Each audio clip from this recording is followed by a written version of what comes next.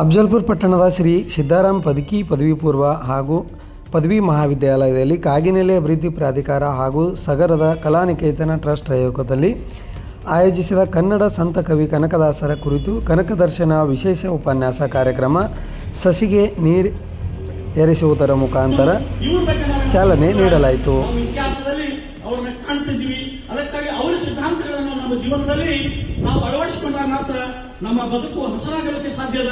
ನಾವು ಬದುಕಿನಲ್ಲಿ ಒಳ್ಳೆ ಬೆಳಕನ್ನು ಕಾಣಲಿಕ್ಕೆ ಸಾಧ್ಯದ. ನಾವು ಒಳ್ಳೆ ಗುರಿಯನ್ನು ಮಾಡಲಿಕ್ಕೆ ಸಾಧ್ಯದ.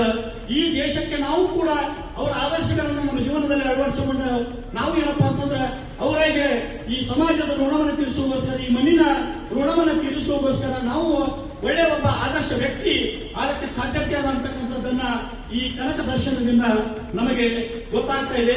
ಅದಕ್ಕೆ ಪ್ರತಿಯೊಬ್ಬರೂ ಕೂಡ ಹೇಳಿದ್ದಾರೆ. ಅದಕ್ಕಾಗಿ ನಾವೆಲ್ಲರೂ ಕೂಡ ಏನಪ್ಪಾ ಅಂತಂದ್ರೆ ಅಹಂಕಾರ ರಹಿತವಾಗಿ ಜಾತ್ಯಾತೀತ ಮನೋಭಾವ ಇಟ್ಕೊಂಡು ನಾವೇನಪ್ಪಾ ಅಂತಂದ್ರೆ ಜಾತ್ಯಾತೀತವಾಗಿ ನಾವೆಲ್ಲರೂ ಒಂದು ಅಂತಕ್ಕಂಥ ಭಾವನೆಯನ್ನ ಅದು ತಿಮ್ಮಪ್ಪ ನಾಯಕನಾಗಿ ಈ ಭೂಮಿಗೆ ಅಂದ್ರೆ ಹಾವೇರಿ ಜಿಲ್ಲೆಯ ಬಾಡ್ ಗ್ರಾಮದಲ್ಲಿ ಜನಿಸಿ ಒಂದು ಒಳ್ಳೆಯ ಸಾಧನೆಯನ್ನು ಮಾಡಿರ್ತಕ್ಕಂಥವ್ರು. ಅವರೊಬ್ಬರು ದಂಡ ನಾಯಕನಾಗಿದ್ದರು. ಅಂದ್ರೆ ಅವರ ಪೂರ್ವಜ, ಅವರ ತಂದೆಯಾಗಿರ್ತಕ್ಕಂಥ ಹಿರೇಗೌಡರು ಆ ಒಂದು ವಿಜಯನಗರ ಸಾಮ್ರಾಜ್ಯದ 72 ಹಳ್ಳಿಗಳ ಒಂದು ದಂಡ ನಾಯಕನಾಗಿ ಸೇವೆಯನ್ನ ಸಲ್ಲಿಸ್ತಾ ಇದ್ರು. ಅವರ ತಾಯಿ ಏನಪ್ಪ ಅಂದ್ರೆ ಬಚ್ಚಮ್ಮ. ಅವರಿಗೇನಪ್ಪ ಅಂದ್ರೆ ಮಕ್ಕಳಾಗೋದಕ್ಕೆ ನಿಮಗೆಲ್ಲ ಕತೆ ಬರ್ತಿದೆ. ಕಥೆಯ ಅವಶ್ಯಕತೆ ನಮಗಿಲ್ಲ, ಯಾಕಂದ್ರೆ ಎಲ್ಲ ಕನಕದಾಸರ ಚರಿತ್ರೆಯನ್ನು ತಾವೆಲ್ಲ ಓದಿಕೊಂಡಿದ್ದೀರಿ.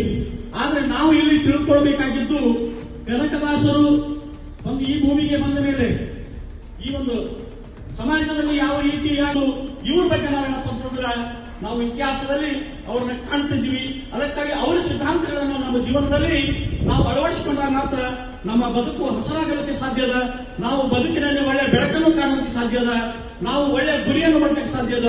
ಈ ದೇಶಕ್ಕೆ ನಾವು ಹೇಳಿದ್ರಲ್ಲ, ಕುಲವೆಂದು ಒಡೆದಾಡಿದರೆ ಆ ಕುಲದ ನೆಲೆಯನ್ನಾದರೂ ಬಲಿಯಾಗಿಕೊಂಡು ಆ ಜಲ ನೆಲ ಇವುಗಳ ಕುಲ ಯಾವುದಿದೆ, ತತ್ವೇಂದ್ರಗಳ ಕುಲ ಯಾವುದು ಹೇಳಬಲ್ಲಿರ ಅಂತ ಹೇಳಿ.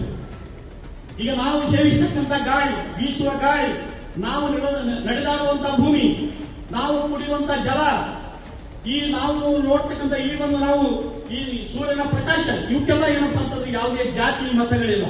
ಅಂದಮೇಲೆ ನಮಗ್ಯಾಕೆ ಜಾತಿ ಅಂತಕ್ಕಂಥದ್ದನ್ನ ಅವರು ಖಂಡಿಸಿದ್ದಾರೆ. ಈ ಜಾತಿ ವ್ಯವಸ್ಥೆಯನ್ನು ಹೋಗಲಾಡಿಸುವ ಸಲುವಾಗಿ ಜನರ ಒಂದು ಏನಪ್ಪಾ ಅಂದ್ರೆ ಎಲ್ಲರಲ್ಲಿಯೂ ಸಮಾನತೆ ತರ್ತಕ್ಕಂಥ ಒಂದು ವ್ಯವಸ್ಥೆಯನ್ನ ನಿರ್ಮಾಣ ಮಾಡುವುದಕ್ಕೋಸ್ಕರ ತಮ್ಮೆಲ್ಲ ಏನಪ್ಪಾ ಅಂತಂದ್ರೆ ರಾಜ್ಯಭಾರವನ್ನು ಬಿಟ್ಟು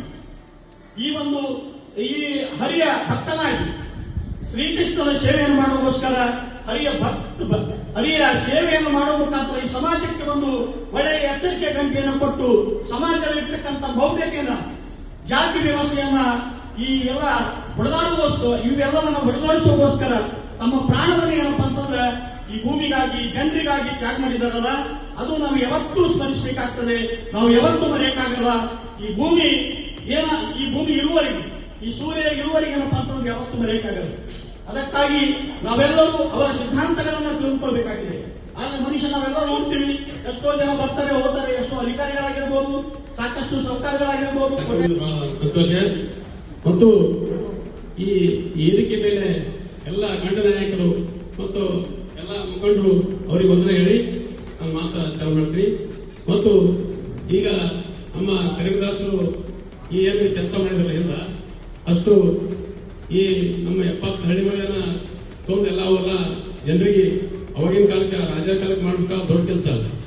ಈಗ ಒಂದು 150 ಯಾರೇ ಒಂದು ಆಯ್ಕೆ ಮಾಡೋ ಪರಿಸ್ಥಿತಿ. ಇಂಥ ಕಾಲದಲ್ಲಿ ಅವರೆಲ್ಲ ಸಣ್ಣರು ಕೆಲಸ ಮಾಡಪ್ಪ ಅಂದ್ರ ಬಹಳ ಅವರು ಈ ಜಗತ್ತೇ ಇರುತ್ತಾನ ಅವ್ರ ಹೆಸರು ಇರ್ತಾವ.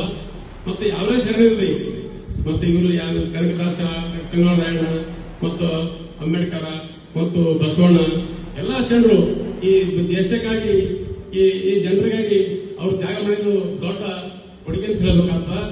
ಮತ್ತು ಇಲ್ಲೆಲ್ಲ ಅಷ್ಟು ಮಕ್ಕಳು ಕೂತಿದ್ರಲ್ಲ, ಇದೆಲ್ಲ ನೀವು ಒಂದು ದೊಡ್ಡ ಹುದ್ದೆಯಲ್ಲಿ ಹೋಗಕ್ ಮುಂದ ನೀವು ಇಂಜಿನಿಯರ್ ಆಗ್ಬೇಕು, ಡಾಕ್ಟರ್ ಆಗ್ಬೇಕು, ಮತ್ತೆ ಯಾರು ನೀವು ವಿಜ್ಞಾನಿಗಳಾಗಬೇಕು.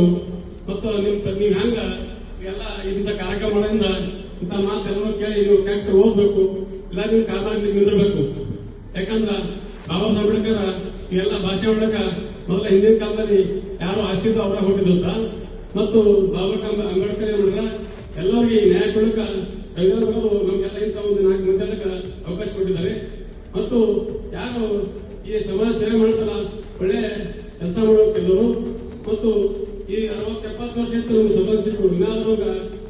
ಸಿಕ್ಕಿಲ್ಲ.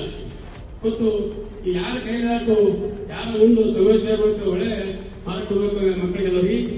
ಮತ್ತು ಇಂಥ ಕಾರ್ಯಕ್ರಮ ಮಾಡೋದ್ರಿಂದ ಎಲ್ಲರಿಗೆ ಬಹಳ ಉತ್ತಮದಿಂದ ಇದು ಸೇವೆ ತಿಳ್ಕೋಬೇಕು.